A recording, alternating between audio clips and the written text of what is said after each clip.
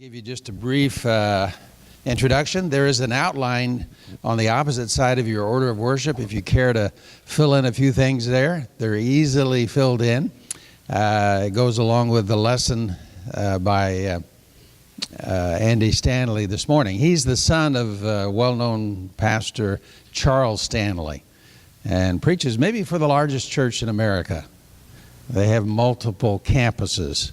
And I think his church is about 30,000 people with all those different campuses. But he's good. This video is 22 minutes in length. So we'll probably get out a little sooner today than we normally do because the preacher is going to be more predictable than usual, okay? All right, Rick, if he can start us with this. It's called The Next Steps. This is the second session. The first one you saw some weeks ago, this one here, what are the next steps in following Jesus?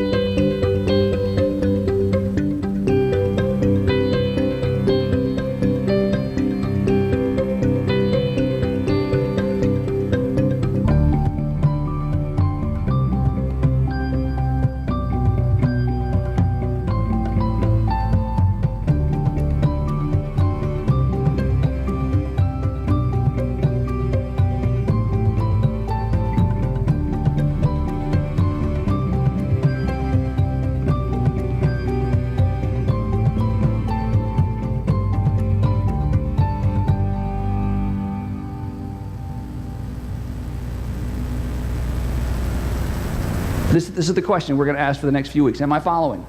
Not how far have I gotten, not how consistently do I go to church, not how many verses did I read, but am I following? Not am I ahead of anybody or behind anybody. This is the question that Jesus followers wake up every single day and in some way, shape, or form ask. Am I following? Not have I arrived, you're never going to arrive.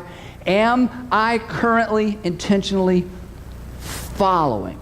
Now, today we're going to talk about another narrative in the life of Jesus where this whole follow thing gets kind of teased out. And I love this story because in this story, we find ourselves, all of us find ourselves. We find every stage and every element and every aspect of what it means to follow Jesus. Now, the interesting thing is if you've read much of the New Testament, we have 4 accounts of the life of Jesus, which is extraordinary. There's no other ancient figure that there's this much information about. Matthew was an eyewitness. Mark spent time with Peter and gave us Peter's account. Luke investigated and interviewed a bunch of people, and John was an eyewitness. So we have 4 accounts of the life of Jesus. So some of the stories we have from the life of Jesus are told from different angles.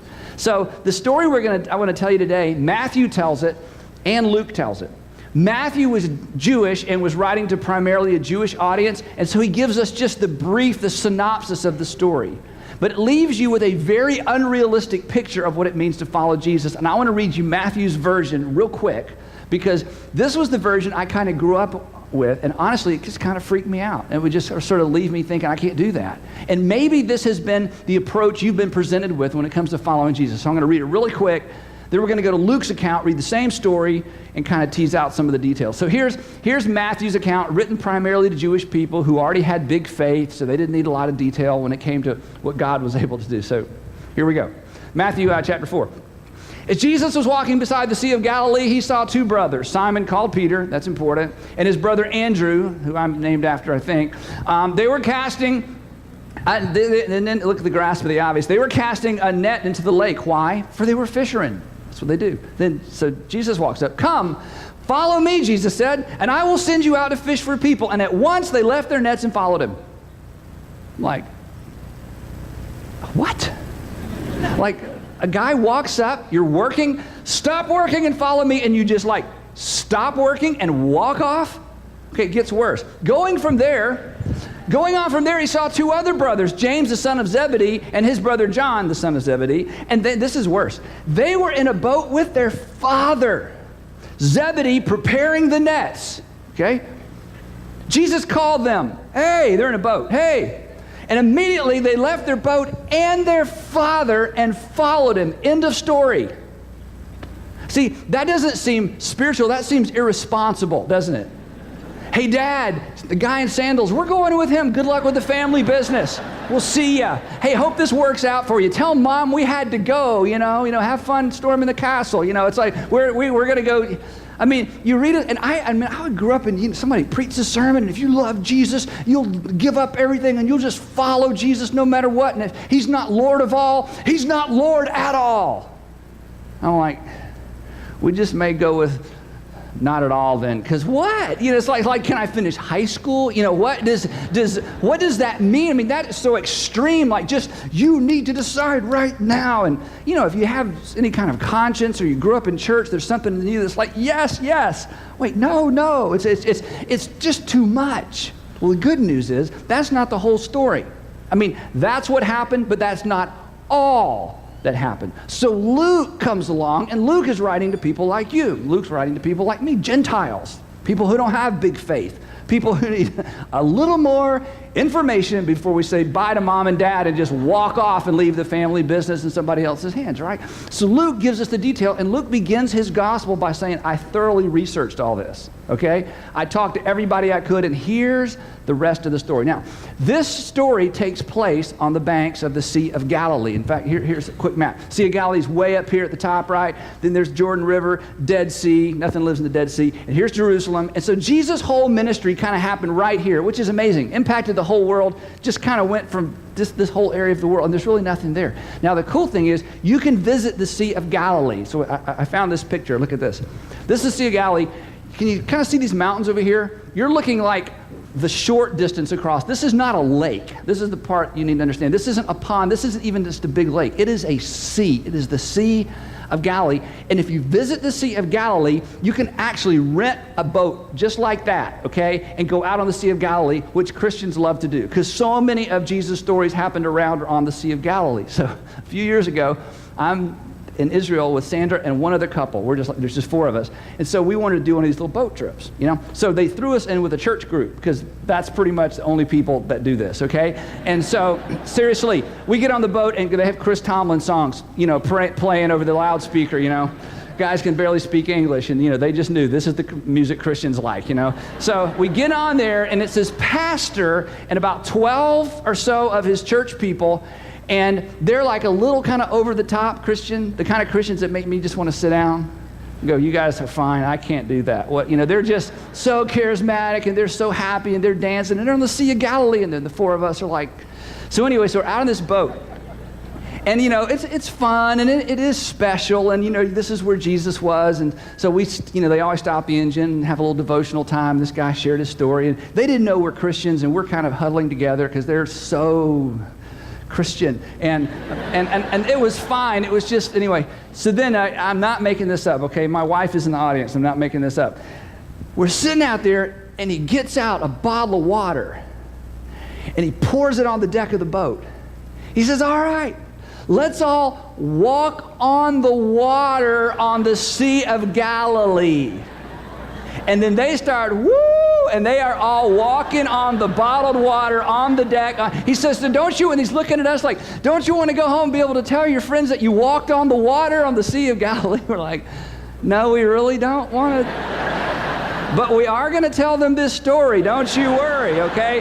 This will get back, but not the way you think. Okay, so anyway, so you, even today, can go to the Sea of Galilee and walk on the water. Okay, so that's just kind of context. So here's Luke's version for us Gentiles of what really took place. One day, as Jesus was standing by the lake, oh, Matthew, you left that out. One day, as Jesus was standing by the lake of Gennesaret, Sea of Galilee, same place, the people were crowding around him and listening to the word of God. Oh, yeah, so there's more going on. Jesus is actually preaching down by the edge of the Sea of Galilee. Now, this is really important, this word right here. Following Jesus always begins with information. Following Jesus always begins with listening. Following Jesus does not begin with leave your world and leave your lifestyle and just start following. It always begins with information. Now, this is really important because if you're part of a religion or if you're even part of a church or if you're even part of some brand of Christianity and they say don't ask questions, just believe, you need to run away, okay? Because real faith and real Christianity is built on truth. It's built on teaching. It's built on listening. It's built on learning. It's not just built on faith. It is not blind faith. Anybody that says, well, you just have to believe, don't ask questions, you're following the wrong people. Jesus always built people's faith. In fact, Jesus introduced the concept of faith in a Heavenly Father around information, teaching, listening, and learning. So he's standing at the edge of the water. He's teaching these people. They're crowding. His feet are wet because they didn't have any stanchions. They didn't have a stage. He didn't have crowd control. And so he saw at the water's edge, two boats left there by the fishermen who were washing their nets. Now let me explain this to you. What would happen is the guys, as we're going to discover in a minute, they'd fish at night.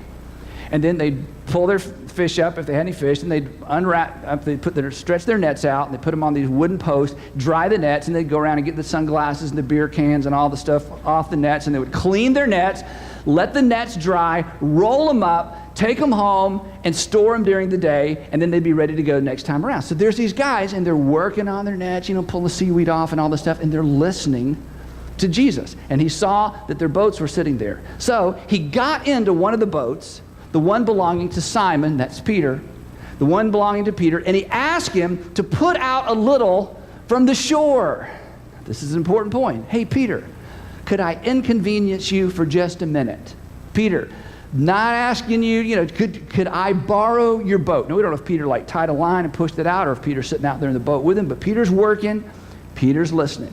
Peter's working, Peter's listening. Now Jesus has a little distance from the crowd. He's out in the water a little bit. He's able to talk to the crowd. Then he sat down and he taught the people from the boat, because faith comes by hearing.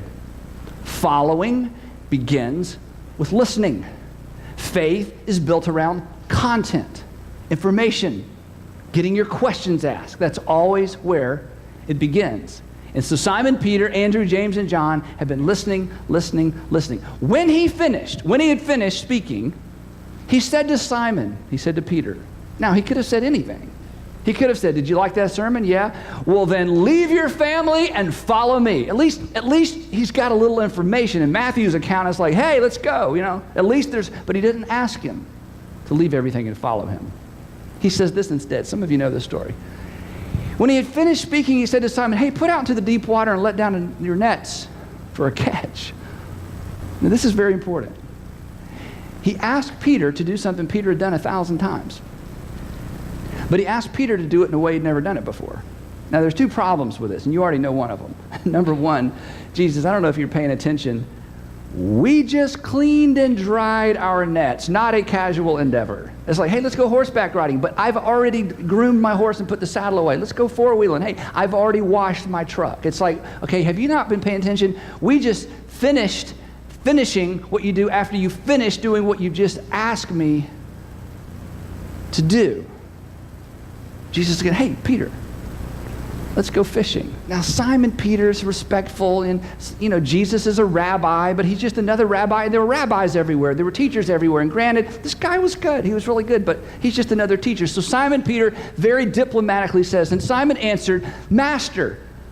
In other words, not Lord, not God, just, okay, sort of Jedi, kind of master generally. There's a bunch of you, okay, master, respectful. Master, we've worked hard all night. In other words, we've been fishing all night. And we haven't caught anything. Now, this is important. Back in those days, they fished at night. This was not a lake. It's a sea, very deep. So when the water's cool, the fish come to the surface. So when you're going to fish with a net, since it's not deep sea fishing, you fish at night where the fish are. When the sun comes up, the water heats up, the fish go deeper. So you always would fish at night. They have been fishing all night. They have been fishing when you're supposed to fish, and they've caught nothing. So they dried and cleaned their nets. They're about to go home empty-handed. Now Jesus says, hey, Peter, let's go fishing when you're not supposed to go fishing. I want you to do something you've done 1,000 times, but I want you to do it differently. I want you to do it my way. I'm not asking you to leave your family and your family business. I'm just asking you to do something one time different than you've ever done it before. And we don't know what Peter was thinking. He could have been thinking, clearly a carpenter, knows nothing about fishing, right? Hey, that was a great sermon, but you know nothing about fishing. Jesus, I don't know if you've noticed, but you've gathered a crowd. When this crowd sees me going fishing in the middle of the day, they're going to think I'm crazy. Now, you know what was at stake? What was at stake was whether or not Peter thought he could trust Jesus. That's why this next part is so awesome. But because you say so, not because I think it's going to work out, not because I think it's going to help my reputation, not because I think we're going to catch anything for sure, not because I think this is a good use of my time, not because this will ever be a story I tell, but because I've listened, and then I loaned you my boat, and I listened, and I have just enough respect for you that I wouldn't do this for anybody else, but because you say so, I will let down my nets. Now, here's the part that we can appreciate a little bit, okay? And if you're not a church person or religious person, you totally get this. Imagine what hung in the balance of Peter's decision to take Jesus fishing. The reason we even know who Peter is because in that moment, he decided, okay, this isn't that big a deal. I'm going to trust this guy with this one opportunity to do something I have done 1,000 times a different way. Now, for some of you, we're going to come back to this in just a minute. That is exactly where you are today. There's that internal nudge, that elbow to the ribs, that conscience, that thing where God is just nudging. And like Peter, you have no idea what hangs in the balance. Now, imagine if Jesus could have, dropped the screen and said, Peter, really, seriously, take me fishing. Look what's going to happen. Peter, if you take me fishing, look. Peter's like, what's that? That's your tomb. Okay, it's going to be called St. Peter's Basilica. And guess what? You're St. Peter. I am. You are. You're going to be St. Peter. And you're going to be buried. And they're going to build this monstrosity of a building right over where you're buried. Peter, take a look at the inside. Have you ever seen anything like that? Check it out. St. Peter's Basilica. Look, Peter, look right here. See these pews? What's a pew? Trust me. There's a pew, Can you get the scale of this thing? This is the miracle of the Renaissance. Peter, it's going to take them 118 years to build this bad boy, and it's going to be named for you. Will you take me fishing? Heck yeah, you can have the whole thing, have the boat. I mean, what? Seriously? Yeah, it's going to be great, Peter. You see, Peter, just like you, just like me, had no idea what hung in the balance of a single decision to do something he had done 1,000 times, but to do it in a way he'd never done it before simply because Jesus said, will you do it? You know this story if you grew up in church. When they done so, not when they had believed so, not when they had thought so, not when they had intended so, not when they had prayed so, because doing is what makes the difference. When they had done so, they caught such a large number of fish that their nets began to break. So they signaled to their partners in the other boat to come and help them, and they came and filled both boats so full that both boats, both these big wooden boats began to sink. And when Simon Peter saw this, what do you think he did? I mean, did he say, Dad, woohoo? Did he say, hey, we don't have to work for 4 weeks, Somebody buy a refrigerated truck. See that, Jesus? Pew, I'm following, But what, it's like, the natural tendency is to get all geeked out about, look at all these fish. But when Simon Peter saw this, he fell at Jesus' knees and he said, now this is amazing, because in this moment, it's no longer about fish or fishing. He fell at Jesus' knees and he said, "Go away from me, Lord." Not master, Lord. "For I am a sinful man." And this is so important. See, if you haven't been paying attention, I don't want you to miss this.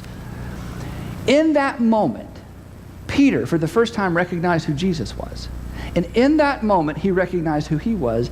And this was the beginning of Peter's relationship with Jesus. He had been shoulder to shoulder, eyeball to eyeball with the Savior of the world for maybe a couple or 3 hours. But it was not until he took this step, this practical step of faith, that suddenly his eyes were open, his heart was open, and he experienced something he never imagined experiencing. And it was like, oh my gosh, I'm in the presence of my Lord. And Jesus didn't say, "And I'm so glad you figured this out." Because in spite of this, Jesus was about to say, "Peter, I want you to follow me. I want you to follow me." For he and his companions were astonished at the catch of fish they had taken. And so were James and John, the sons of Zebedee, Simon's partners.